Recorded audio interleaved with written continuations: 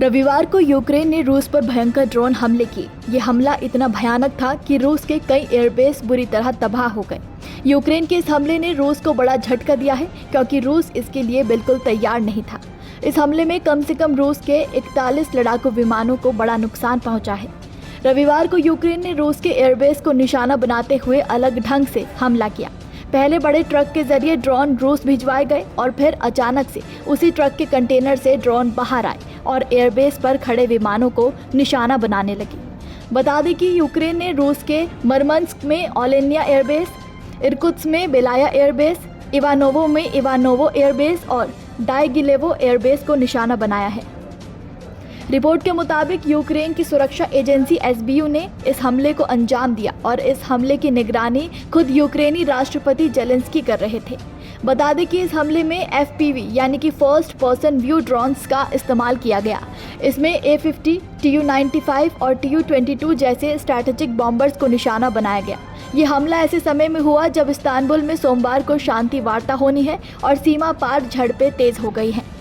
Ukraine की सुरक्षा agency SBU के एक अधिकारी ने कहा कि ये हमला उन्होंने खुद के बचाव में किया है, क्योंकि ये रूसी विमान अक्सर यूक्रेनी शहरों पर बम गिराते हैं।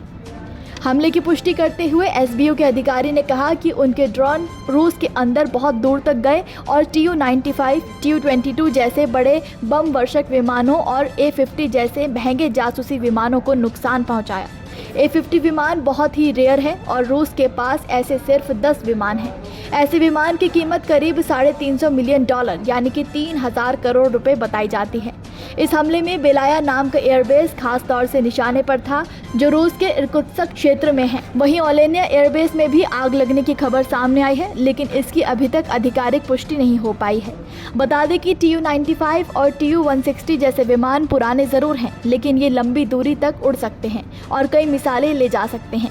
ये रूस की वायुसेना के सबसे ताकतवर हथियारों में गिने जाते हैं। इन्हें गिराना यूक्रेन के लिए बड़ी उपलब्धि मानी जा रही है। मीडिया रिपोर्ट्स के मुताबिक एसबीयू इस हमले के लिए लगभग 1.5 साल से तैयारी कर रहा था, तो वहीं रूस ने भी इस हमले की पुष्टि की है। रूस के टेलीग्राम चैनल्स ने फुटेज शेयर किए, जिनमें कुछ लोग एक ट्रक पर चढ़कर ड्रोन को रोकने की कोशिश करते नजर आ रहे हैं। रूस के अलग अलग सैन्य एयरबेसों से आई तस्वीरों में जले हुए विमान और आग दिखाई दी, लेकिन कुल नुकसान का अभी तक ठीक से अंदाजा नहीं लग पाया है। तो वहीं इर्कुत्स्क के गवर्नर ने भी पुष्टि की कि इलाके की एक सैन्य यूनिट पर ड्रोन हमला हुआ। इसके अलावा रूस के कुर्स्क और ब्रायंस्क इलाकों में 2 रेल पुलों पर हुए विस्फोटों से भी भारी तबाही हुई। ब्रायंस्क में एक यात्री ट्रेन पटरी से उतर गई, जिससे कम से कम 7 लोग मारे गए और कई लोग घायल हुए। मिली जानकारी के मुताबिक ट्रेन के रूसी एयरबेस पर हमले से कुछ ही घंटों पहले रूस ने यूक्रेन पर सबसे बड़ा ड्रोन हमला किया था। यूक्रेन की वायुसेना ने बताया कि रूस ने एक साथ 472 ड्रोन यूक्रेन के ऊपर भेजे, जो कि अब तक की सबसे बड़ी संख्या है। इसके साथ ही रूस ने 7 मिसाइलें भी दागी। ये जानकारी यूक्रेनी वायुसेना के संचार प्रमुख यूरी इग्नाट ने दी है। साथ ही यूक्रेनी एजेंसी ने कहा कि उन्होंने ये हमला अब इसलिए किया है ताकि रूस की बमबारी रुक सके, क्योंकि लगभग हर रात रूसी विमान यूक्रेनी शहरों पर हमला करता है। अगर रूस नहीं रुका तो वो और हमले करेंगे।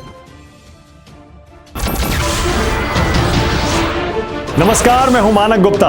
अगर आपको हमारा ये वीडियो पसंद आया हो तो इसे लाइक और शेयर जरूर करें, और हाँ, हमें सब्सक्राइब और फॉलो करना ना भूलें, ताकि आप देश और दुनिया की कोई खबर मिस ना करें। तो जुड़े रहिए हमारे साथ और देखते रहिए News 24।